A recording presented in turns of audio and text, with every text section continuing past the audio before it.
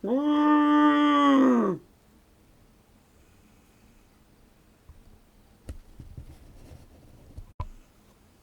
à tous.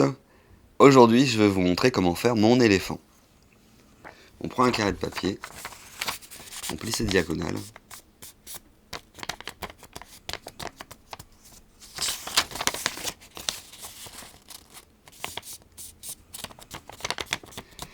Et ses médianes.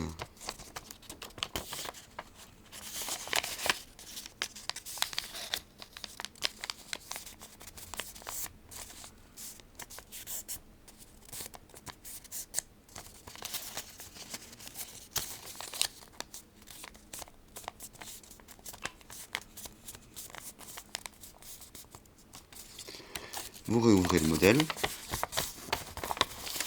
on le plie en deux sur la médiatrice et on remonte une des petites parties en bas.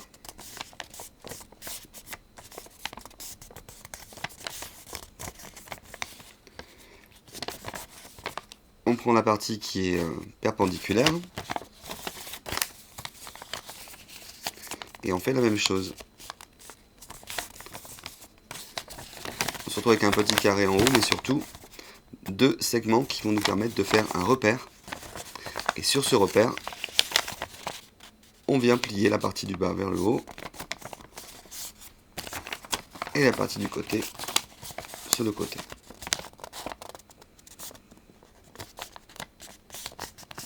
Bon, je l'ai fait peut-être un peu vite, mais donc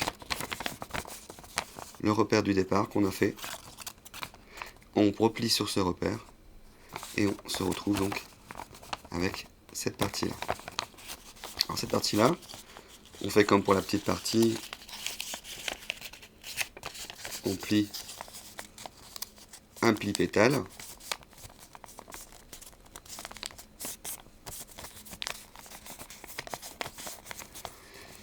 On peut remonter cette partie-ci, bien au bout des coins. En se repérant sur ce pli, on trouve la moitié qu'on passe en dessous.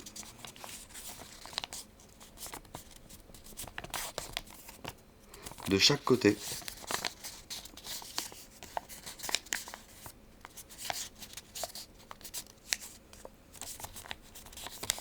Et maintenant, ces petits volets, on va faire un pli à 45 ici qui est pratiquement fait, et on les remonte. Vous voyez, on commence à former les oreilles de l'éléphant.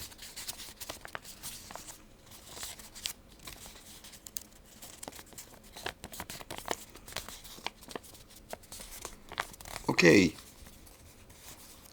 Donc on peut soulever ses oreilles et plier à 45 degrés jusqu'ici et replier le tout par-dessus. Une fois que vous l'avez fait, vous voyez, on peut le regarder comme ceci. On fait la bissectrice, on plie la bissectrice de l'angle, du triangle, hein, de cet angle.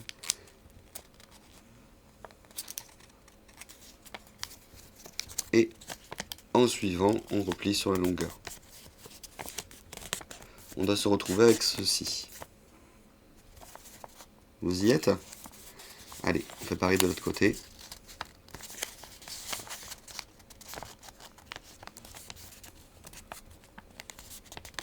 Je m'appuie sur mon pouce pour pouvoir faire ce pli.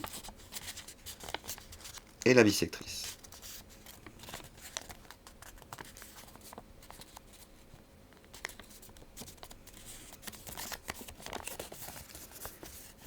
On doit se retrouver avec ça. Vous y êtes? Maintenant qu'on a cette partie, on relève un petit peu la partie qu'on avait pliée. On passe de l'autre côté. Vous voyez ici, c'est le milieu du carré. Donc on remarque ce pli pour qu'il passe, qu'on ait le pli de l'autre côté. On retourne. Ce pli nous donne un repère. Et sur ce repère, on plie à 90 degrés en s'aidant des autres plis pour bien le faire bien à 90 degrés. En haut et en bas. Enfin sur les côtés quoi.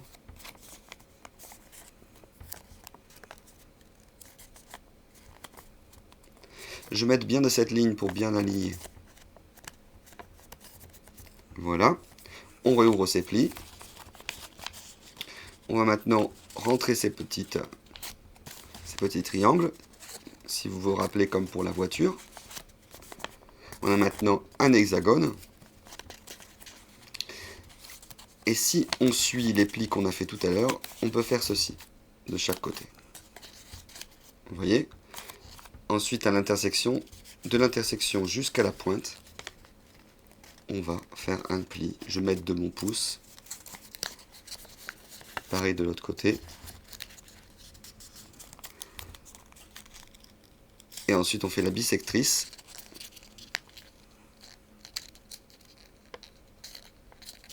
Et si on la remonte bien le long, on arrive à avoir une petite pointe ici qui apparaît. Pareil de l'autre côté, on fait la bisectrice. On la colle bien et l'angle se fait. On a une petite pointe qui apparaît. Donc qui évoque un petit peu la défense de l'éléphant. On retourne donc notre modèle. Vous voyez cette partie qu'on avait pliée tout à l'heure? Bon, on va faire un crump comme pour la voiture. Et on va carrément ouvrir le modèle. Inverser ces deux plis là sur les côtés.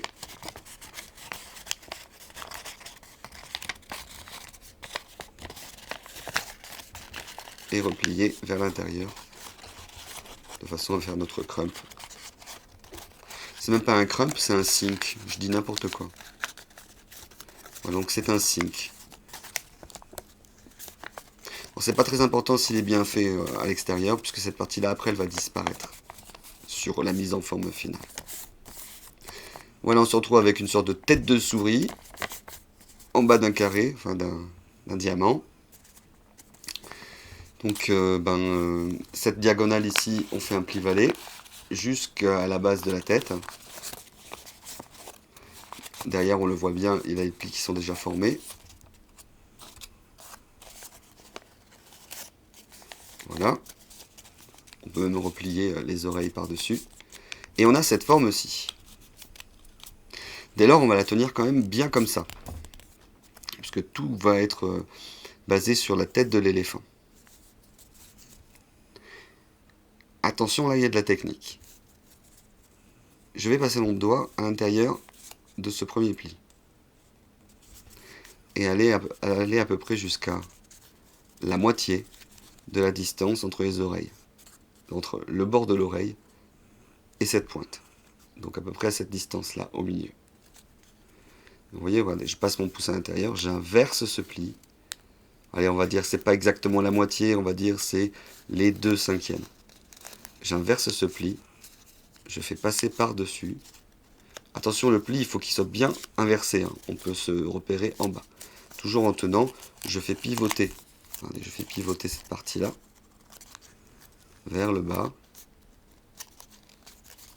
de façon à la mettre perpendiculaire à cette tête d'éléphant, bien comme il faut, et je pince, hein, je pince bien pour bien tenir. Cette partie-là, je la fais rouler jusqu'à arriver à l'extrémité de la déchirure du papier. Normalement, tout doit se faire dans les bons angles, avec le repère qu'on a fait au départ. Voilà. Même que s'il y a une petite partie ici qui peut passer en dessous de l'autre partie, vous pouvez la replier par-dessus. C'est un petit blocage. Donc je retourne. De l'autre côté, je fais la même chose. Je peux m'aider puisque j'ai déjà fait les plis. J'ouvre avec le doigt à l'intérieur. On peut pincer, regardez, je pince pour pouvoir arriver exactement à la même distance que j'avais fait tout à l'heure. J'inverse le pli. Je passe en dessous. Ah, vous voyez, la jambe, elle n'est pas très bien. C'est-à-dire que mon pli en haut, il n'est pas exactement au même endroit. On le voit là. Et ben, du coup, je la tire un petit peu. Je mets bien sur la jambe de derrière. Et ça, je maintiens en pinçant. Voilà, le papier roule. Je vais jusqu'à l'extrémité ici de la déchirure. On peut reculer un petit peu l'oreille et donc passer cette petite partie à l'intérieur. Voilà. Allez, il faut toujours bien les remettre en face parce qu'ils ont tendance à glisser. à rouler. Et voici, première étape pour les pâtes terminées. Voilà. Vous voyez ce pli ici? Il va nous servir. On va le relever en pli montagne, donc faire un pli de la courbure qu'on a fait tout à l'heure, enfin de la pliure qu'on a fait tout à l'heure, là où on a tourné, jusqu'à la pointe derrière, tout en maintenant cette partie avec ce pliage, tout en maintenant ce pli, pour pouvoir avoir ici un autre pli derrière. Je fais la même chose de l'autre côté. Vous voyez, il y a le pli qui était déjà formé, pli montagne. Je le pousse avec mon petit pouce en dessous, je le pousse vers l'avant. Je fais rouler le papier derrière pour amener jusqu'à la pointe de la queue. Et voilà. Maintenant, ici, il y a une épaisseur. On la sent. Je vais plier le papier comme ça, de façon à l'avoir parallèle à l'avant, bien perpendiculaire, donc à cette position de tête d'éléphant. On réouvre ce pli. Et derrière, on va attraper les parties de papier et bien les ouvrir de façon à, entre les deux intersections, faire un autre pli. Inverser bien le pli de derrière, parce qu'il y a un pli qui est dans le bon sens et un qui est dans le mauvais. Je le rentre à l'intérieur, comme ceci, et je me retrouve avec ça. À peu près à ce niveau-là, à l'intérieur, on passe le doigt, on remonte la queue, on retourne l'éléphant pour le regarder de derrière. Vous voyez, il y a des plis qui sont déjà faits, pourquoi ne pas les suivre? On fait un pli pétale.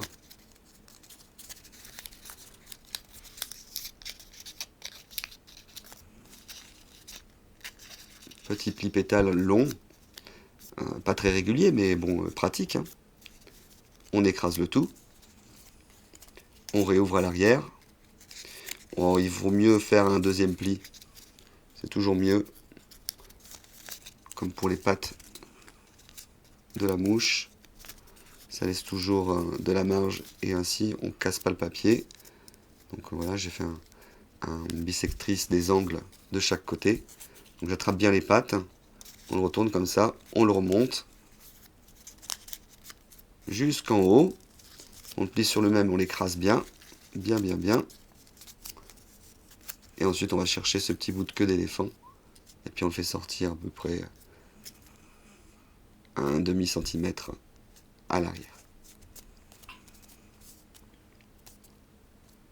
Vous y êtes? Alors maintenant, à l'intérieur. Vous voyez les pattes là, comme ça? On va faire un pli en 3. Tout simplement.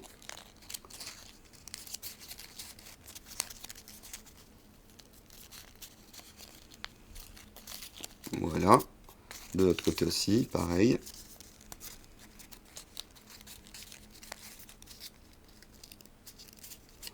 Voilà. On les met bien l'un sur l'autre. Pour que l'éléphant n'ait pas trop un pantalon d'éléphant. Pas de def. Hein. Je ne sais pas d'ailleurs si ça vient pas de l'origami. Non, je plaisante. En fait, on attrape ces parties-là, on les écrase un peu l'une sur l'autre. Voilà, pour les rentrer à l'intérieur. De façon à donner une petite forme d'arrière-train d'éléphant. Pareil de l'autre côté. Voilà, ça fait les fesses de l'éléphant en même temps. Hein. On forme notre petite queue bien fine. Voilà. Vous voyez la petite corne là de tout à l'heure? En fait, en passant au milieu, je mets mon doigt comme ça. On l'écrase vers l'intérieur. Ça nous fait un beau front d'éléphant, si on la fait pas trop en bas. Allez, viens là. Voilà. Voilà, qui s'arrête au niveau de la trompe. On peut remonter un petit peu la trompe. En inversant le pli. Petit bec de canard, très fin. Pas évident quand le modèle est petit.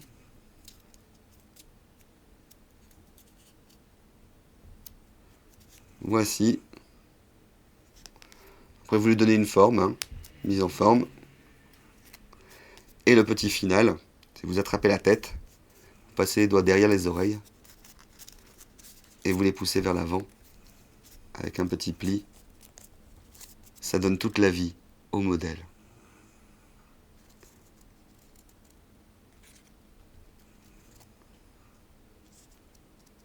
Voilà, j'espère que cet éléphant vous arrivera à le faire. Il y a 2-3 étapes qui sont pas évidentes, mais en tout cas il y a beaucoup de repères. Et ces repères, j'espère qu'ils vous permettront d'arriver à bien le former, à bien le proportionner. Merci, bonne journée.